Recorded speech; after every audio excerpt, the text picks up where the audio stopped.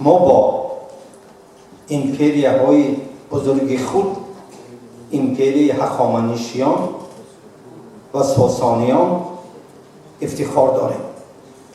این ایمپریاهای تا دوره اسلامی ما بودند و هر دوی این ایمپریا در تاریخ عمومی بشری نقشی بسیار بارز گذاشتند و ساسانیان دعوا میکنند که ما میراثخوری ایمپری بزرگ هخامنشی هستیم و ما در اساس سرچشمه های تاریخی میگوییم که هخامنشی ها همشهری های ما هستند. یعنی آنها از همین مرز بوم، از آسیای میانه که 10-12 قومی بود و سوی ایران امروزه از ایران شرقی و ایران غربی هجرت کردند و نخستین امپراتوری بزرگ را در دنیا برقرار نمودند.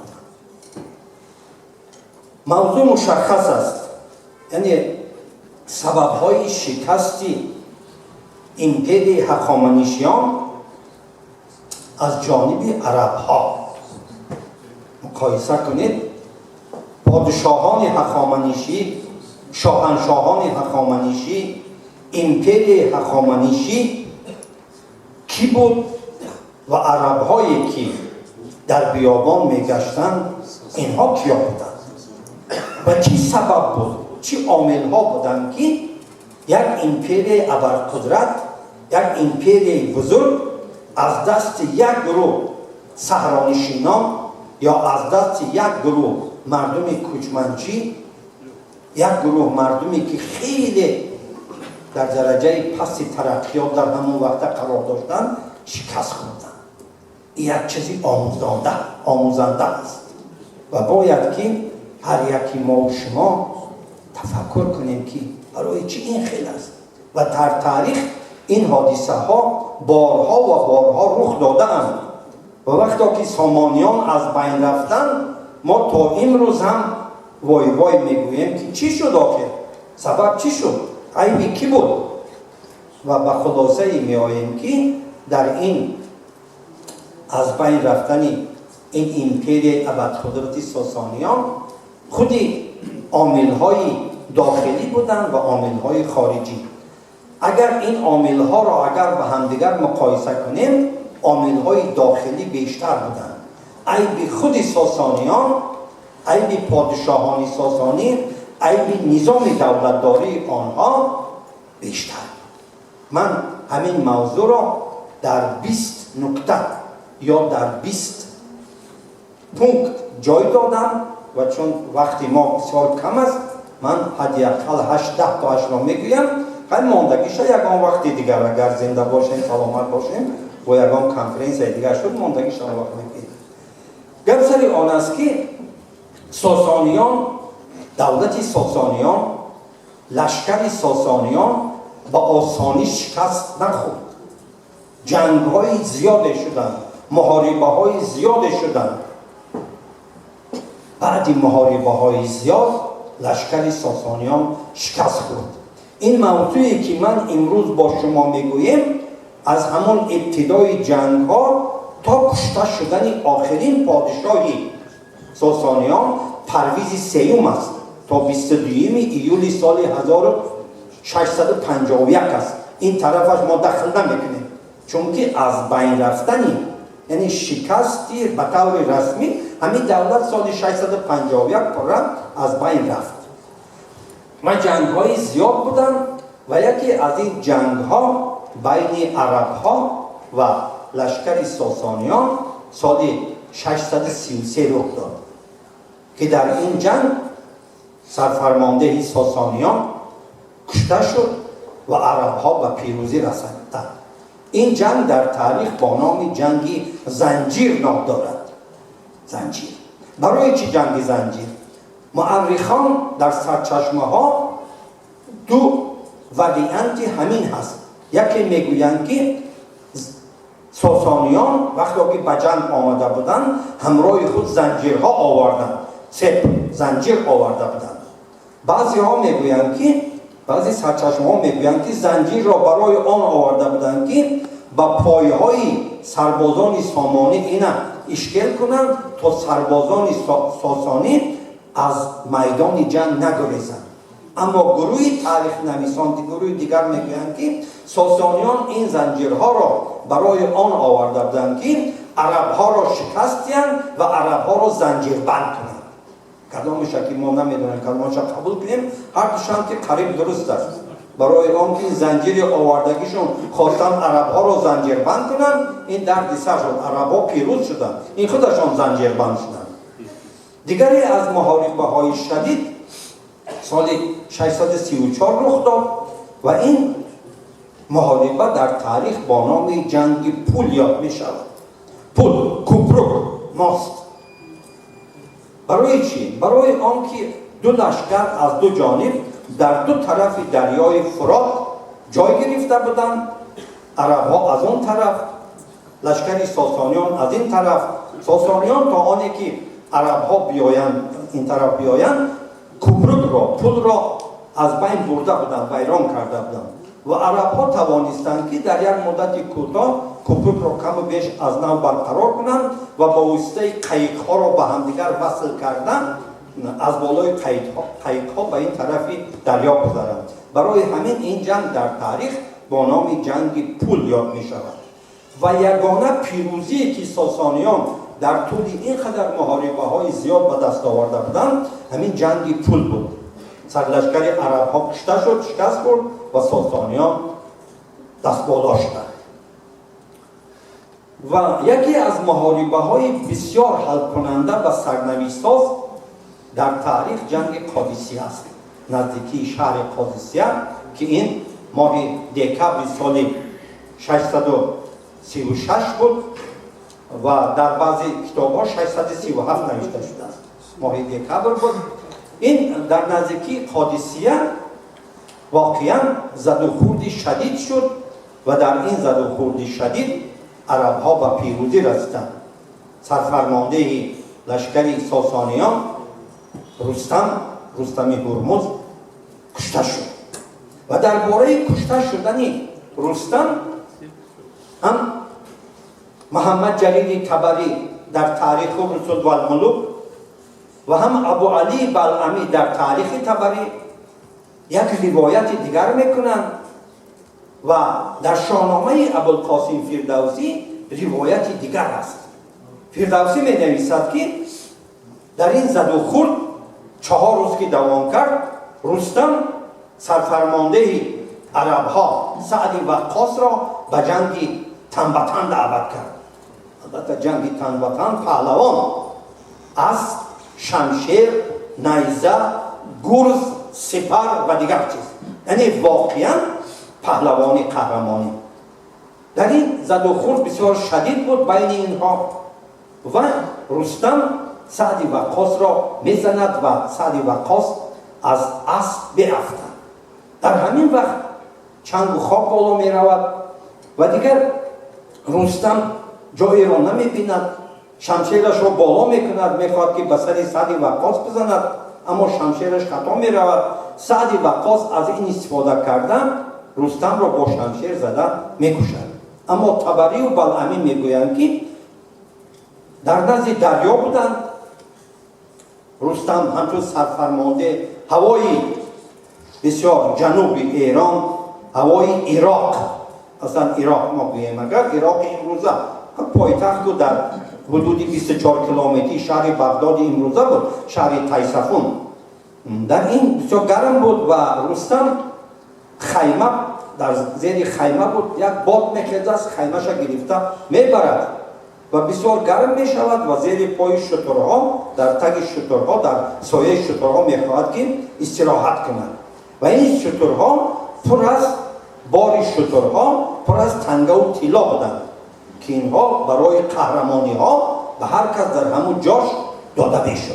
کسی که قهرمانی می کرد توفه گرفته می شد و یکی از عرب ها، جاسوسان عرب می آید می بیند که رستم در اینجا خواب است و آیستک میگیرد و بندی یکی از همون جوال هایی که اگر جوال را داده شما، یعنی قابچه کلان یا لینچه بزرگ، همین جوال هایی که پر از تنگه و طلا بود، بند همین را میگیرد، این جوال آمده و میان رستم میزند و این تنگه و طلایی که چند صد کیلو هست زدن میان رستم را میشکند. رستم از درد بسیار جانکاه خودش را به آب میزند و میانش میشکند، دیگر حرکت نمیکند پایهایش. و در همین وقت این عرب آمده سر این را خودش را میکشد، سرش را از تن جدا میکند و دست میبردارد، سرش را میبردارد که من پیشوای یا سرلشکری ساسانیان را به قتل رساندم.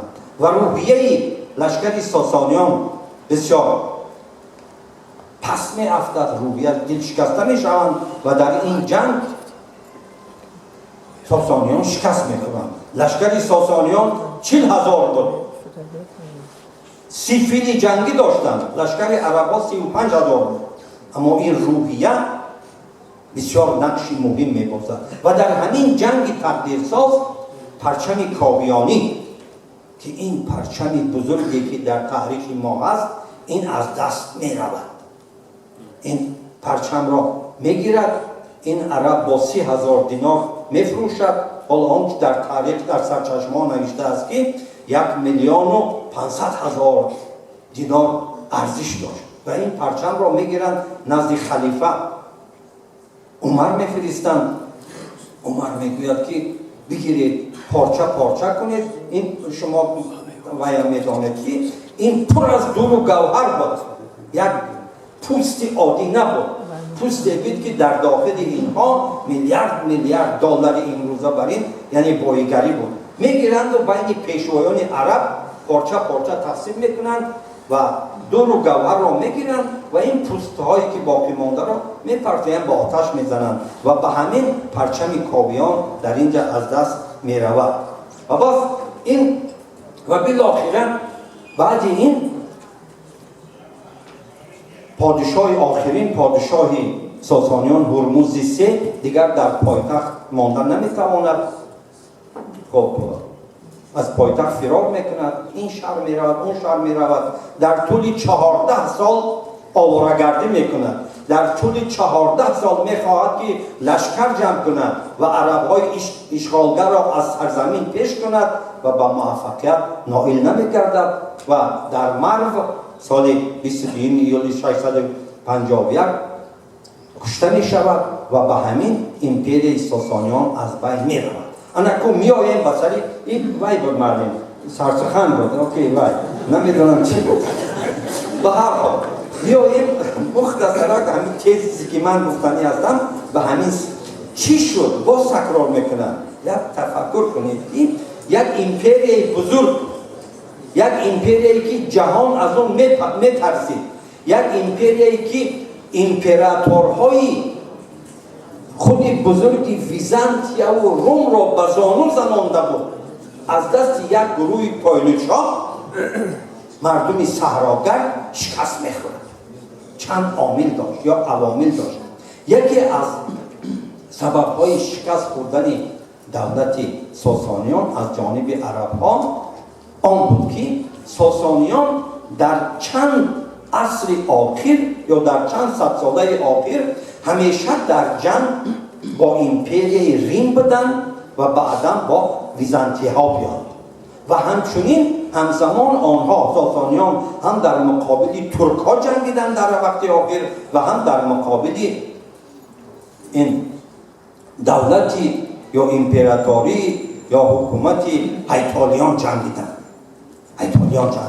یعنی همین جنگ های دور و دراز که جنگی بین ساسانیان و کیها را رومی ها را بیش از 70 سال میگویند.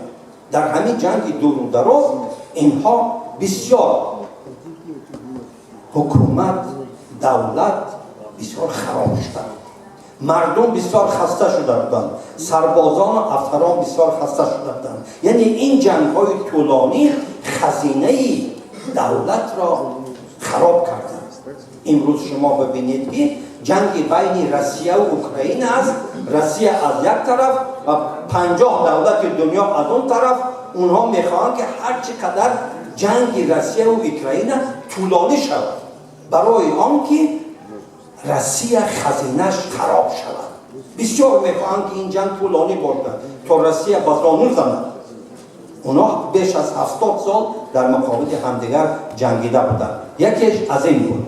و سبب دویمش گپ در سر آن است که وقتی که این جنگ ها طولانی شدن خزینه خراب شد و سبب دویمش آن است که بعضی از راهبران ایالات و ولایات، یعنی راهبران ولایت ها و ایالت ها از این استفاده کردن از مرکز خودشان را کنار گرفتنی بودند.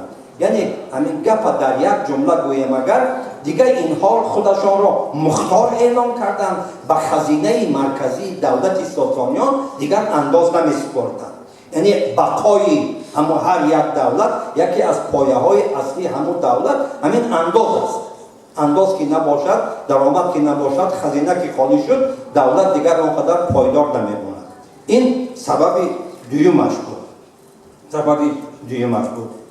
سبب بسیار مهمی که در اینجا بود، یعنی دولت ساسانیان، امپری ساسانیان یک نظام داشت که این نظام طبقاتی بود. در همون دوره موافق نوی سرچشمه ها مردم به 4 طبقه تقسیم می شد. اما این 4 طبقه را اگر ما گروه بندی کنیم به 2 گروه جدا می شدند. یکی گروه سودخورها و دیگری گروه سودده ها. 3 طبقه اول طیاره‌خور بودند. طبقه خاندان پادشاه، 6 خانواده اون بزرگ، تمام روحانیان، تمام لشکرکشان، دیگرها. این 3 طبقه سودخور بودند. و طبقه 4م که بود این طبقه سودده بود. آنهایی که کار میکردند مردم دهقان بودند و مردم مثلا هنرمند و دیگرها بودند. نظام طبقاتی بود و نظام مخصوص بود که یک آدم از یک طبقه به طبقه دیگر گذشته نمیتوانست. یعنی پایبند بودند. مردم تا آخرت از نسل به نسل تو اگر مثلا دهقان باشی تو باید در طبقه دهقان باقی مانی. اگر تو هنرمند باشی، موزدوز باشی، اگر یک عمر باید خودت، پدرت، فرزندت، بابایت، باباکنانت و نسل تو موزدوز باقی ماند. از یک طبقه گذاشتن بسیار مشکل بود و استثناء داشت. تنها با فرمان شاه یا با رازگی شاه یک نفر میتوانست که از یک طبقه به طبقه دیگر گذشته تواند. و ابوالقاسم فردوسی در شاهنامه یک داستانی دارد، میگوید که در جنگ‌های ضد رومی ها خزینه خراب شده بود و گفته بودند که هر کسی که مثلا داوطلبانه میخواهد برای خزینه رو پر کردن بیاید و مثلا پول ریزد در خزینه، در بازارها جار میزدن میگفتن. یک نفری که موزدوز بود، پدر و باباش موزدوز بود، خودش موزدوز بود، آمد و گفت که چقدر پول لازم؟ گفت که خب فلان قدر بس است. گفت که من همین پول را پرداخت کردم میتوانم، اما یک شرط دارم. با پسر من اجازت دید که در مکتب رفته خواند، البته در مکتب درجه بالایی، البته در سطح آموزشگاه و دانشگاه. گفتن که این کار را تنها پادشاه کرده میتواند. این کار طولانی شد، دور و دراز شد، رفتن نزد پادشاه. گفتن که یک نفر خیلی آدمی سرپول بوده است، از طبقه پست، از طبقه 4م بوده است، میخواهد که فرزندش در دانشگاه تحصیل کند. پادشاه میگوید که این کار را هرگز نکنید. اگر هر یک موزدوز که خواند و صاحب معلومات شود و صاحب فرهنگ شود و پگاه دعوای پادشاهی میکند.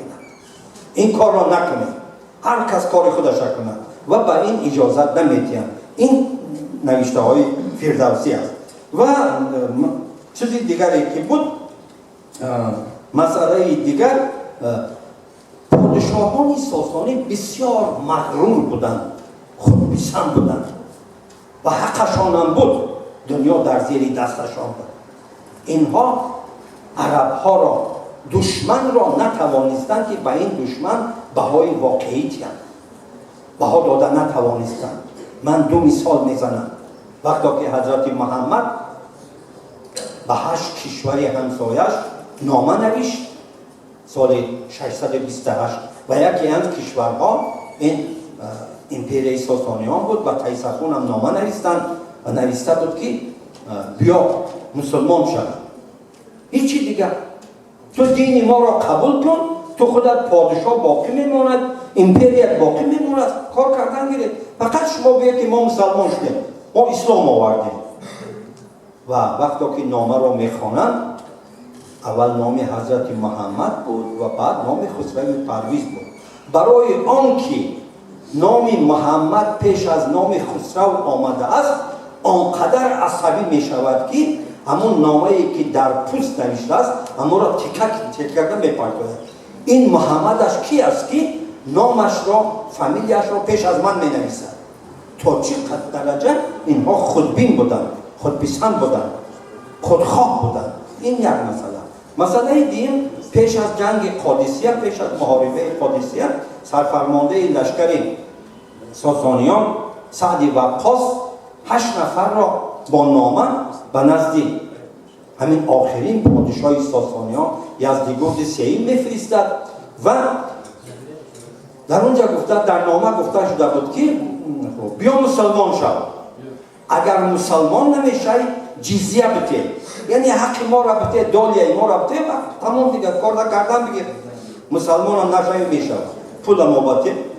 اگر این 2 کار را نکنید به جنگ آماده شد. و یزدگرد سییم اینها را میبیند و به نمایندگان اینها برخورد سخت میکند. میگه که ما در دنیا اینقدر خلق زیاد را دیدیم که از سقلا و از ترک و از روم و از کین بلا، از بلا و بتر، میگه من از شما از عرب ها دیدم پستری خلق را ندیدم در عمرم. شما کی هستید خودتان؟ شما خوراکتان موش هست، مار هست. شما موشخورها کی هستید که با میآید ما را میگوید که بدین ما برگردید و ما را دالیه بتید، یعنی جزیه بتید و این کنید و اون کنید. شما کی هستید؟ خیلی دیگه اینا را جنجال سخت نمیکند، میبر شکنباشون میگه سیر کنید و میگوید که شما رفته خوراک بخورید و برگردید. از کجایی که آمدید به همون جا روید. من که خودم آمدم به همون سرزمین شما، یعنی از بین خودتان یک آدمی باعقل‌تر تانه پیشواتون تعیین میکند. اینقدر باوری بزرگ داشت که من در این جنگ پیروز میشوم. نمیدانست که آخرین لحظه های عمرش را سپری میکند. یعنی به واقعیت درست صرفم نرفتن. این بسیار حاضر سیاست شناس محترم استاد این گپا را میگویند، این بسیار نقش مهم دارد در سیاست. در